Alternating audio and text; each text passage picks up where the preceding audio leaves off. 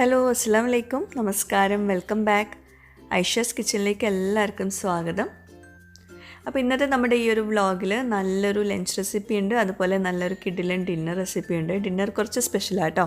അപ്പോൾ തീർച്ചയായിട്ടും എല്ലാവരും കാണാം. നിങ്ങളുടെ അഭിപ്രായങ്ങൾ ഇതിന് താഴെ കമൻറ്റ് ബോക്സിൽ എഴുതി അറിയിക്കാനും മറക്കരുത്. പിന്നെ എപ്പോഴും പറയുന്ന പോലെ നമ്മുടെ ഐഷസ് കിച്ചൺ ചാനൽ ഇതുവരെ സബ്സ്ക്രൈബ് ചെയ്യാത്തവരുണ്ടെങ്കിൽ നിങ്ങൾക്ക് ഈ ചാനൽ ഇഷ്ടമാവുന്നുണ്ടെങ്കിൽ ഒന്ന് സബ്സ്ക്രൈബ് ചെയ്യണേ. അവിടെ കാണുന്ന റെഡ് സബ്സ്ക്രൈബ് ബട്ടൺ ഒന്ന് പ്രസ് ചെയ്യുക. അതിൻ്റെ കൂടെ ചെറിയൊരു ബെല്ലൈക്കൺ ഉണ്ട്, അതുകൂടെ ഒന്ന് പ്രസ് ചെയ്യുക. അപ്പോൾ ഇതുപോലെ കാണാം, ഇതിൽ ഓൾ വേണം പ്രസ് ചെയ്യാൻ. അപ്പോൾ ശരി, നമുക്ക് ഇന്നത്തെ വ്ളോഗിലേക്ക് പോവാം. ഞാൻ മുമ്പത്തെ വ്ളോഗിൽ കാണിച്ചിട്ടുണ്ടായിരുന്നു, പയറിൻ്റെ വിത്ത് പാകിയിട്ട് മുളച്ചിട്ട് ഉള്ളതൊക്കെ കാണിച്ചിട്ടുണ്ടായിരുന്നു. അപ്പോൾ ആദ്യമായിട്ടാണ് ഇപ്പം അതിൻ്റെ ഇല എടുക്കുന്നത്. അപ്പം നമ്മൾ സാധാരണയായിട്ട് താളിക്കാനും എടുക്കാറുണ്ട്, കറി ഉണ്ടാക്കാനും എടുക്കാറുണ്ട്, പിന്നെ പയറിലെ ചമ്മന്തി ഉണ്ടാക്കാനും എടുക്കാറുണ്ട്. അപ്പോൾ ഞാനിപ്പോൾ കാണിക്കാൻ പോകുന്നത് പയറിലെ ചമ്മന്തിക്കുള്ള അല്ലെങ്കിൽ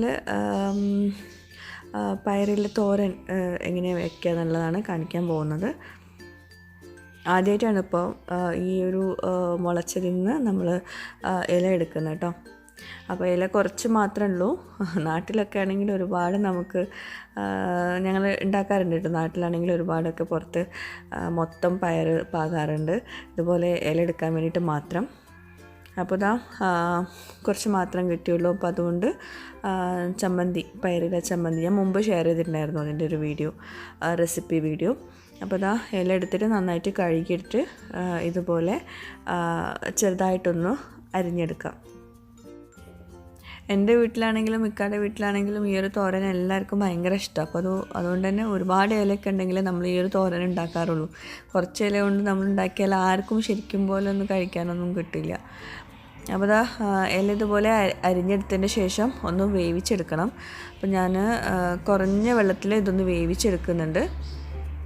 കുറച്ച് മാത്രം വെള്ളം ഒഴിച്ചാൽ മതി കേട്ടോ, കാരണം പെട്ടെന്ന് വെന്തിട്ടും. കുറച്ച് മാത്രമേ ഉള്ളൂ. പിന്നെ ആ ഒരു വെള്ളം നമ്മൾ വെറുതെ കളയും വേണ്ടല്ലോ. പിന്നെ ശരിക്കും ഈ ഒരു റെസിപ്പിയിൽ നമ്മൾ ഇതുപോലെ നന്നായിട്ട് ഇല വേവിച്ചെടുത്ത ശേഷം ആ ഒരു വെള്ളം നന്നായിട്ട് കൈകൊണ്ട് പിഴിഞ്ഞെടുക്കും. ചൂടാറിയ ശേഷം പിഴിഞ്ഞെടുത്തിട്ട് നമ്മൾ ചമ്മന്തി പോലെ ആക്കാറാണ്.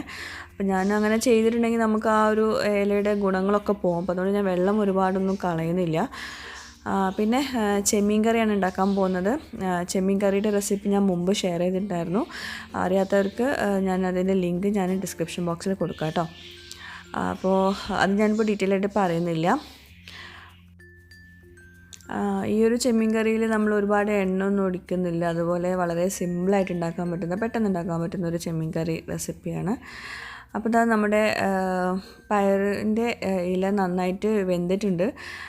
അപ്പോൾ ഞാനിപ്പോൾ ആ വെള്ളം കളയുന്നില്ല. അതിലേക്ക് തന്നെ ചമ്മന്തി, നമ്മൾ തേങ്ങ, ചെറിയ ഉള്ളി, പച്ചമുളക്, ഉപ്പ് ഇതെല്ലാം കൂടി ഒന്ന് ചതച്ചെടുത്തിട്ട് അതിലേക്ക് ഇട്ട് കൊടുക്കുകയാണ്. പിന്നെ നിങ്ങൾക്ക് വേണമെങ്കിൽ ഫസ്റ്റ് ശരിക്കുള്ള റെസിപ്പിയിൽ എന്താണെന്ന് വെച്ചാൽ അത് പിഴിഞ്ഞെടുക്കും. ഇതുപോലെ ആദ്യം പിഴിഞ്ഞെടുക്കും, ഇല പിഴിഞ്ഞെടുത്തിട്ട് ചമ്മന്തിയിലേക്ക് ചേർത്ത് കൊടുക്കുകയാണ്. ഞാൻ ഈ ഒരു വെള്ളം കളയണ്ടെന്ന് വിചാരിച്ചിട്ട്, വെള്ളം ചോറിലേക്ക് ഒഴിച്ചു കൊടുക്കാമെന്ന് വിചാരിച്ചിട്ട് ഇങ്ങനെയാണ് ചെയ്യുന്നത്. അപ്പോൾ കാരണം നമ്മുടെ ആ ഇലയുടെ എല്ലാ ഗുണങ്ങളും ആ ഒരു വെള്ളത്തിലുണ്ടാകും. അപ്പോൾ അതുകൊണ്ട് വെള്ളം വേസ്റ്റ് ആക്കണമെന്ന് വിചാരിച്ചിട്ട് ഇങ്ങനെയാണ് ചെയ്യുന്നത് കേട്ടോ. അപ്പോൾ നല്ല ടേസ്റ്റാണ്, നല്ല അടിപൊളി ചമ്മന്തിയാണ്, അല്ലെങ്കിൽ നല്ല തോരനാണ്. എല്ലാവരും ഒന്ന് ട്രൈ ചെയ്ത് നോക്കാം അറിയാത്തവരുണ്ടെങ്കിൽ. അപ്പോൾ ഞാൻ ആദ്യം തന്നെ ഈ മസാലകളും തക്കാളി, പച്ചമുളക് ഇതെല്ലാം കൂടി നന്നായിട്ടൊന്ന് കുഴച്ചെടുത്തിട്ട് കുറച്ച് പുളിവെള്ളമൊക്കെ ഒഴിച്ചിട്ട് വെള്ളമൊക്കെ ഒഴിച്ചിട്ട് നന്നായിട്ട് തിളപ്പിച്ചെടുക്കും. ആ ഒരു പച്ച ചുവ മാറണം ഈ മസാലയുടെ ഒക്കെ. എന്നിട്ടാണ് ഞാൻ ചെമ്മീൻ ചേർത്ത് കൊടുക്കാറ്. ഇതിപ്പം വലിയ ചെമ്മീനാണ് ഇപ്പോൾ ഞാനിവിടെ എടുക്കുന്നത്. അപ്പോൾ അതുകൊണ്ട് തന്നെ വലിയ ചെമ്മീനൊക്കെ ചെറിയ പീസാക്കിയിട്ട് കട്ട് ചെയ്തിട്ടാണ് ഇട്ട് കൊടുക്കുന്നത് കേട്ടോ. എന്നാലേ അതിൽ ആ ഒരു ചെമ്മീൻ്റെ ഒരു ഫ്ലേവറൊക്കെ കിട്ടുള്ളൂ. നമ്മൾ വലിയ ചെമ്മീനായിട്ട് ഇട്ടിട്ടുണ്ടെങ്കിൽ ആ ഒരു ഫ്ലേവറൊന്നും ഉണ്ടാവില്ല. അപ്പം ചിലത് അതേപോലെ തന്നെ ഇട്ട് കൊടുത്തിട്ടുണ്ട്, ചിലത് മാത്രം കട്ട് ചെയ്തിട്ട് ഇട്ട് കൊടുത്തിട്ടുണ്ട്. പിന്നെ ചെമ്മീനൊക്കെ ഇട്ട ശേഷം നമ്മളൊരു 5-6 മിനിറ്റ് കുക്ക് ചെയ്താൽ മതിയാവും. ഇതിപ്പോൾ പച്ച വെളിച്ചെണ്ണ ഒഴിച്ചു കൊടുക്കുകയാണ്. വേണമെങ്കിൽ ഇത് നമുക്ക് തൂമിച്ചെടുക്കാം, അതായത് വറവിട്ട് കൊടുക്കാം. അപ്പം വറവിട്ട് കൊടുക്കുന്നില്ല, അതിന് പകരം പച്ച വെളിച്ചെണ്ണ ഒഴിച്ചു കൊടുത്തിട്ട് അടച്ചു വെച്ചിട്ട് ഒന്ന് കുക്ക് ചെയ്തെടുക്കുകയാണ്. പിന്നെ അതുപോലെ ഉപ്പേരിക്കായിട്ട് ഞാൻ ഉണ്ടാക്കാൻ പോകുന്നത് ക്യാബേജ് തോരനാണ്.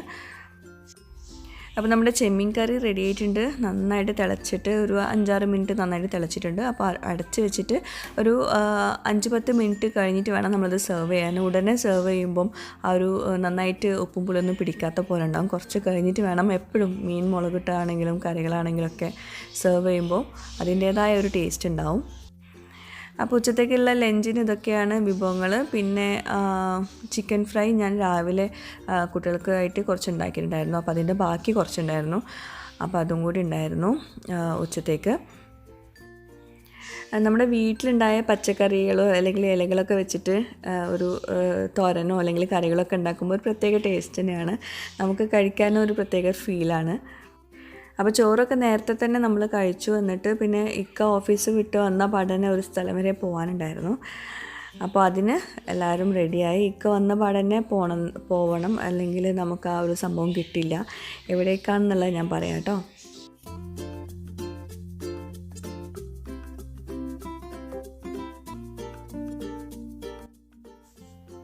അപ്പോൾ ഞങ്ങൾ വീട്ടിൽ നിന്ന് ഇറങ്ങിയപ്പോഴേ ഒരു 5 മണി 5:15 ആയിട്ടുണ്ടായിരുന്നു വൈകിട്ട്.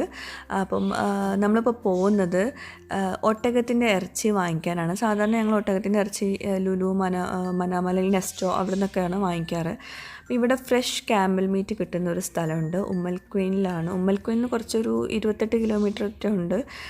അപ്പം ഇക്കയുടെ ഓഫീസിലുള്ള ഒരു സ്റ്റാഫ് പറഞ്ഞതായിരുന്നു, നല്ല ഫ്രഷ് ആയിട്ടുള്ള ക്യാമൽ മീറ്റ്, നല്ല എന്താ പറയുക, അധികം റേറ്റും ഇല്ല, നല്ല അടിപൊളി ടേസ്റ്റാണ്. അങ്ങനത്തെ നല്ല ഇളയ ക്യാമലൊക്കെ മീറ്റൊക്കെ കിട്ടണമെങ്കിൽ ഇവിടുന്ന് വാങ്ങിച്ചാൽ മതി എന്ന് പറഞ്ഞിട്ടുണ്ടായിരുന്നു. അപ്പോൾ ജസ്റ്റ് ഞങ്ങൾ ആദ്യമായിട്ടാണ് ഇപ്പോൾ പോകുന്നത് കേട്ടോ.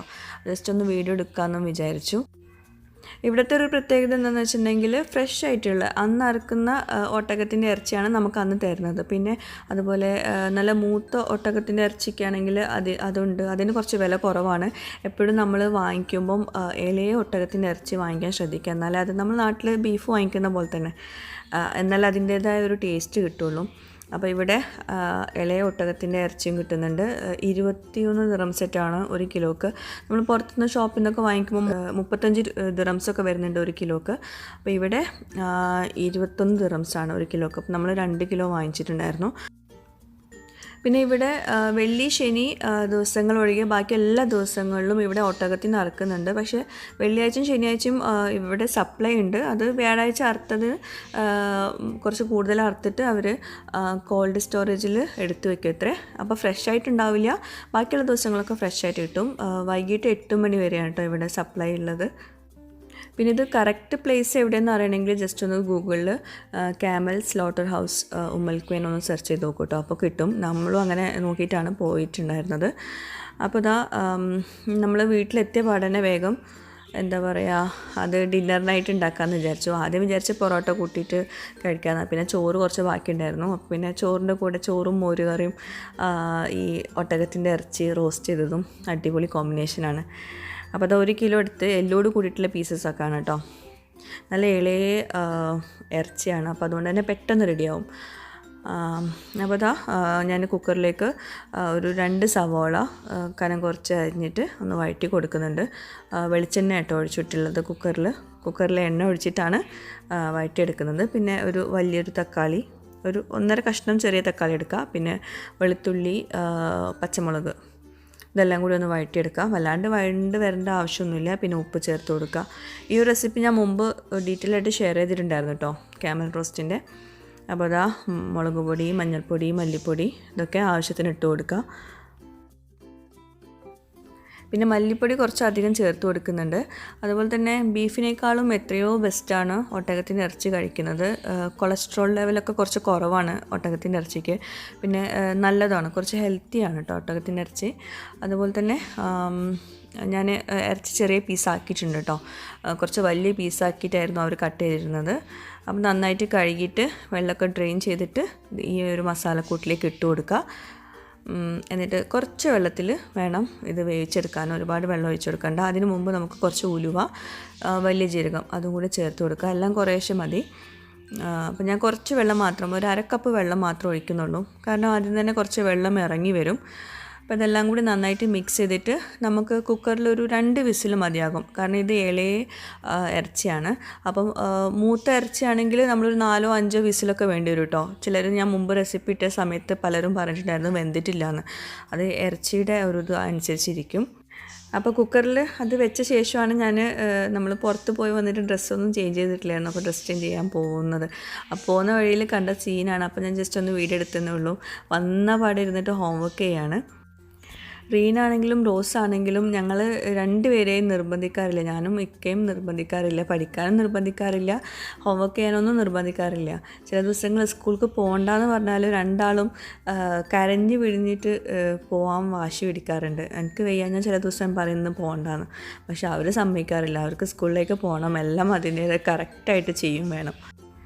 അപ്പോൾ കുക്കറിൽ 2 വിസിൽ വന്നിട്ട് ഞാൻ ഓഫ് ചെയ്ത് വെച്ചിട്ടുണ്ട്. പിന്നെ വേറൊരു പാത്രം എടുത്തിട്ട് അതിലേക്ക് വെളിച്ചെണ്ണ ഒഴിച്ചിട്ട് കുറച്ച് ചെറിയ ഉള്ളി അല്ലെങ്കിൽ വലിയ ഉള്ളി ചെറുതായിട്ട് അരിഞ്ഞതും കറിവേപ്പിലയും കൂടി ഒന്ന് വഴറ്റിയെടുക്കുക. എന്നിട്ട് അതിലേക്ക് നമ്മൾ ഈ വേവിച്ച് വെച്ചിട്ടുള്ള ഇറച്ചിയിൽ കുറച്ച് വെള്ളം ഉണ്ടാവുമല്ലോ, ആ ഒരു ഗ്രേവി ആദ്യം ഇതൊന്ന് വഴറ്റിയെടുത്ത ശേഷം അതിലേക്ക് ഒഴിച്ചു കൊടുക്കുക.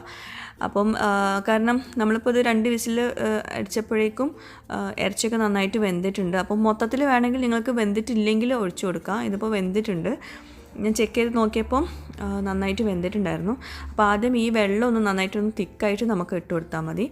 അപ്പം കുറച്ച് കുരുമുളക് പൊടി ചേർത്തിട്ടുണ്ട്. ഞാനത് വേവിക്കുന്ന സമയത്ത് ചേർത്തിട്ടില്ലായിരുന്നു. എന്നിട്ട് നല്ലോണം തിക്കാവട്ടെ.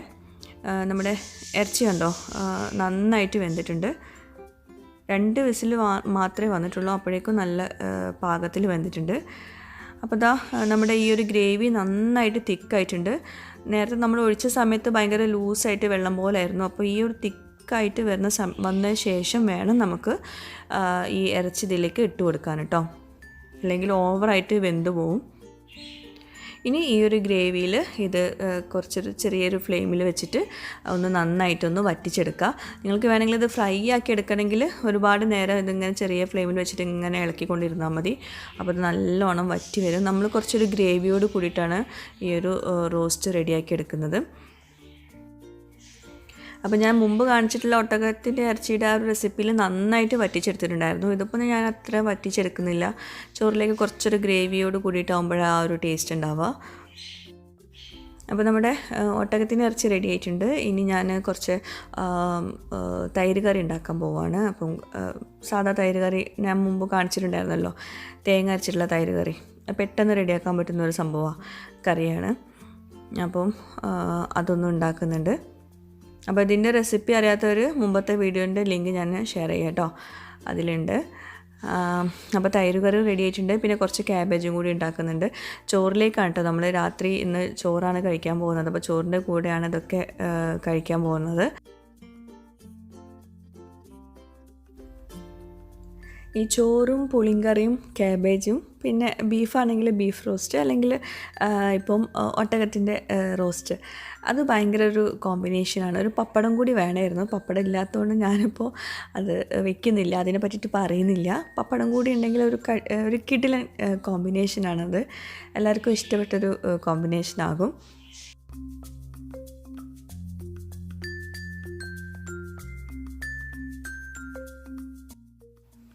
അപ്പോൾ ഇന്നത്തെ നമ്മുടെ പയറിലെ തോരനും ഒട്ടകത്തിൻ്റെ ഇറച്ചി റോസ്റ്റ് ചെയ്തതും അതുപോലെ ലഞ്ച് റെസിപ്പിയും ഡിന്നർ റെസിപ്പിയും ഒക്കെ എല്ലാവർക്കും ഇഷ്ടമായിട്ടുണ്ടാവുമെന്ന് പ്രതീക്ഷിക്കുന്നു. ഇഷ്ടമായാലും ഇല്ലെങ്കിലും ഇതിന് താഴെ കമൻറ്റ് ബോക്സിൽ നിങ്ങളുടെ ഫീഡ്ബാക്ക്സ് എഴുതി അറിയിക്കുക. അപ്പോൾ നമുക്ക് ഇന്നത്തെ നമ്മുടെ ഗിവ് എവേ വിന്നർ ആരാന്ന് നോക്കാം.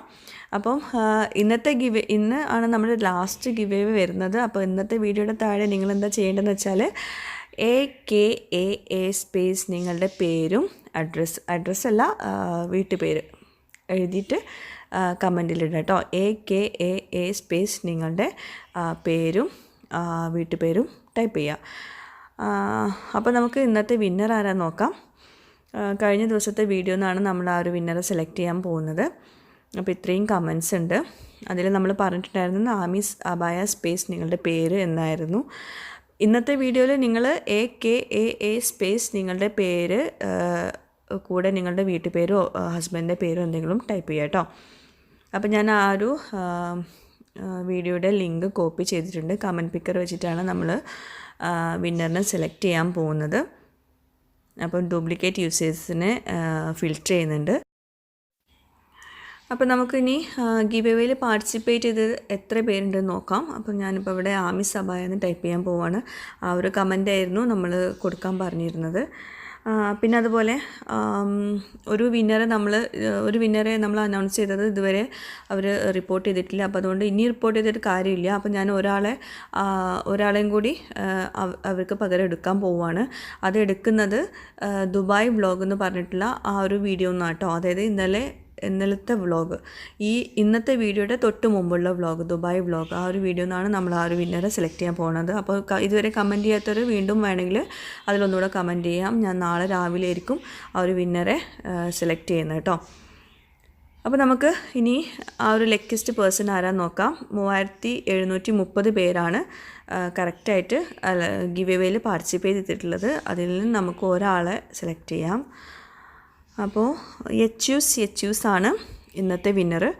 ആമി സബായ സ്പേസ് ഷാഹിന CH എന്നാണ് അവരുടെ കമൻ്റ് ഇട്ടിട്ടുള്ളത്. അപ്പോൾ ഷാഹിന, കൺഗ്രാറ്റ്സ്. പെട്ടെന്ന് തന്നെ എൻ്റെ വാട്സപ്പ് നമ്പറിലേക്ക് നിങ്ങളുടെ കോൺടാക്റ്റ് ഡീറ്റെയിൽസും അതുപോലെ അഡ്രസ്സും അയച്ചു തരിക. അതുപോലെ തന്നെ വീണ്ടും ഒന്നുകൂടെ പറയാണ്, ഒരു വിന്നറെ നമ്മളിതുവരെ വന്നിട്ടില്ല, റിപ്പോർട്ട് ചെയ്തിട്ടില്ല. അതുകൊണ്ട് ഇന്നലത്തെ വ്ളോഗ്, ദുബായ് വ്ളോഗ് എന്ന് പറഞ്ഞിട്ടുള്ള ആ വ്ളോഗിൽ നിന്ന് ഒന്നുകൂടെ ഒരാളെ സെലക്ട് ചെയ്യുന്നുണ്ട്. അപ്പം വീണ്ടും അതിന് മുമ്പത്തെ വീഡിയോ ഒന്നായിരുന്നു ആൾ വരാത്തത്. പക്ഷേ ഇന്നലത്തെ വ്ളോഗിൽ നിന്നാണ് നമ്മൾ സെലക്ട് ചെയ്യാൻ പോകുന്നത്. കുറേ മുമ്പത്തെ പറഞ്ഞിട്ടുണ്ടെങ്കിൽ നിങ്ങൾക്ക് കൺഫ്യൂഷൻ ആകും. അപ്പോൾ ഇന്നത്തെ വീഡിയോയുടെ താഴെയും നിങ്ങൾക്ക് കമൻറ്റ് ചെയ്യാം. അതുപോലെ തന്നെ ഇന്നലത്തെ വീഡിയോയുടെ താഴെയും നിങ്ങൾക്ക് കമൻറ്റ് ചെയ്യാം. ഇന്നത്തെ വീഡിയോയുടെ താഴെ AKAA സ്പേസ് നിങ്ങളുടെ പേരും വീട്ടുപേരും കൂടി കമൻറ്റ് ചെയ്യുക. ഇന്നലത്തെ വീഡിയോയിൽ ദുബായ് വ്ളോഗ് എന്ന് പറഞ്ഞിട്ടുള്ള ആ ഒരു വീഡിയോയുടെ താഴെ ആമി സബായ സ്പേസ് നിങ്ങളുടെ പേരും വീട്ടുപേരും കൂടിയാണ് കമൻറ്റ് ചെയ്യേണ്ടത്. അപ്പോൾ എല്ലാവർക്കും മനസ്സിലായിട്ടുണ്ടാവുമെന്ന് വിശ്വസിക്കുന്നു. എല്ലാവരും സപ്പോർട്ട് ചെയ്യുന്നു വിശ്വസിക്കുന്നു. അപ്പോൾ വേറെ നല്ല അടിപൊളി വീഡിയോയുമായിട്ട് വരുന്നവരേക്കും ബൈ. Thank you.